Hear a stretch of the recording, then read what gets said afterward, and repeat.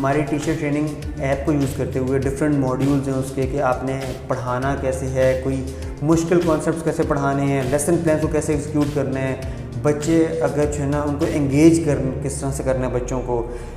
तो इन जो हमारी टीचर ट्रेनिंग ऐप है उनके डिफरेंट मॉड्यूल्स के थ्रू हम उनको ट्रेन करते हैं। अब हम ये भी असेस भी करते हैं कि वेदर जो उन्होंने टीचर ट्रेनिंग देखी है क्या उससे उन्होंने कुछ सीखा भी है। उसके लिए हमारे असेसमेंट हैं टीचर ट्रेनिंग के बाद।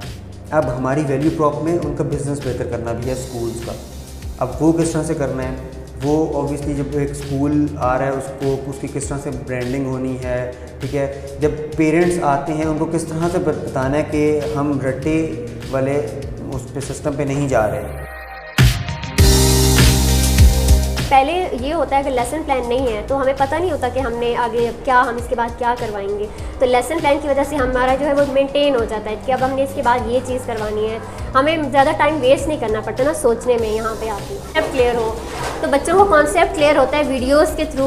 अब वीडियोज़ दिखाते हैं तो बच्चों को जो है वो पता होता है कि हमने ये टॉपिक पढ़े तो इससे रिलेटेड ये वीडियो है ना, तो वो देख के स्टोरीज ऐसी बनाई गई है ना कि जिससे कॉन्सेप्ट क्लियर होता है।